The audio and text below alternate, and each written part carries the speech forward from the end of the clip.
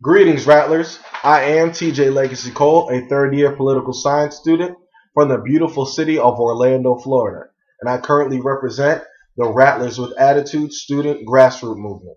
RWA is a student-led revolution in order to empower the students of Florida A&M University and to hold any and all parties accountable in dealing with the black community that affects our lives.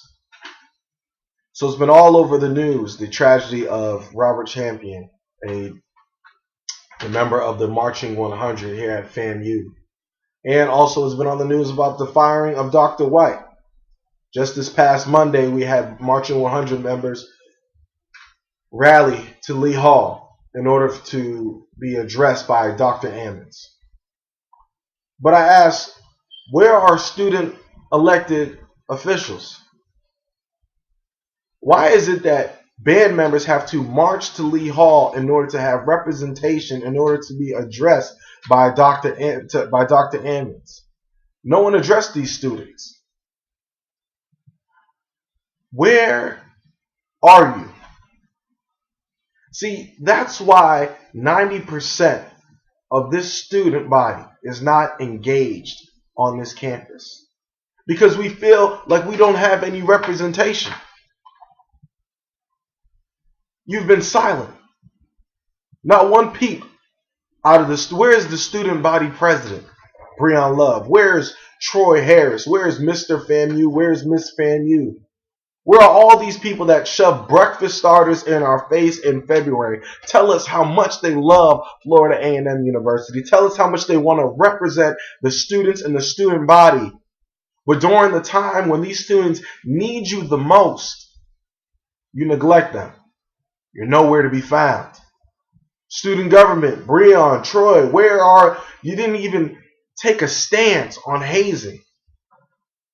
Take a stance and spread awareness about the counseling to those students that are grieving. Let them know about the counseling centers. You said nothing. You didn't say, at least say, you know what, students, we're going to get through this. You said nothing. You give us your silence. You rebuke us with your silence and then embrace us with your secret love. Now, we can't ignore the fact that FAMU is a business, and the 90% of students that aren't engaged, some of us, we don't buy into the Kool-Aid of the FAMU League. Because we understand that you're only talking to a selective few on this campus that actually have representation. There are some people, FAMU is a business. There are some people that are at this institution. They are administrators, faculty members, students that like things just the way they are. We can't discount that fact. And now these students have to march in Lee Hall in order for them to get some representation, in order for someone to address them. Did they not vote? Do we not vote?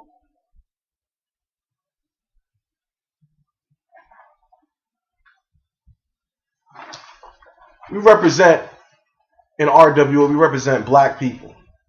We fight for students, and we fight for the validity of an HBCU in today's society. Because guess what? There's a newsflash. Rick Scott doesn't give a damn about Florida A&M University. So we have to. Students have to. We have to care. And then we have members of the Rattler Voice Committee that is endorsed by the president and vice president of the student body, go on television and say that they demand that Dr. White be fired. Oh, let me not forget, I don't want to be unfair to Troy and Breon. Let me not forget, Miss Candy Churchill, you're the chair. You have these guys on TV. They said, we demand that Dr. White be fired. Because I believe one said that they fell asleep at the wheel. Not knowing all the facts that Dr. White has reported incidents of hazing and kicked off band members weeks prior for the issues of hazing. But you endorse these guys that sat there and said that on TV and then neglect these band members. So at RWA, what we're saying, RWA, the student-led revolution, we demand that Dr. White be reinstated.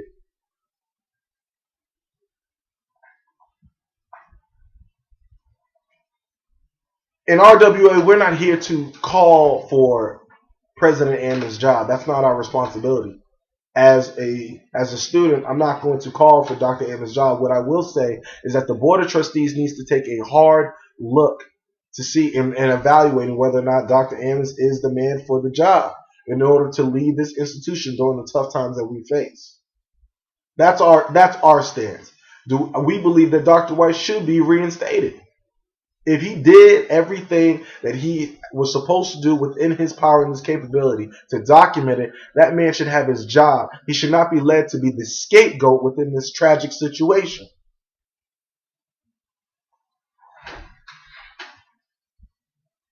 But I want to address, why are we turning our backs on the Marching 100? Most of the bashing that we see on social networks and media, we see coming from FAMU students. Now, these are the same Marching 100. What happened to the Marching 100s that had absolutely nothing to do with this tragic situation? Who speaks out for them? Who speaks for them? They have absolutely. These are the same students that practice day in, day out. They sweat, they blood, they tears to perform and represent this school. You come to the football games to show up, to some of y'all to see the Marching 100. And then you leave after halftime, after they're there, and then you turn their back on them as if this is a centralized issue and, oh, that's just the Marching 100, that's their problems. No, I support the Marching 100, and I support those students that have absolutely nothing to do with it, and I support the band program. This is an unfortunate situation. But no legislation. There are laws. Everyone knows on this campus. You have forms you fill out. Everyone knows that hazing is wrong and is frowned upon. It's illegal. But still, this institution is infested with hazing. You know it's a problem when you have rumors of hazing for dorm step show teams. That's ridiculous. This is not a centralized issue. Hazing is a cultural issue here at FAMU, and the only way we can stop hazing is if we, as a student body, decide to make it stop. We must take ownership of our institution. We must take ownership of our educations.